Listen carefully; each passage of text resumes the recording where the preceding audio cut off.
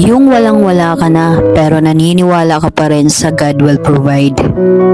Yung ang dami mong problema pero naniniwala ka pa rin sa everything has a solution.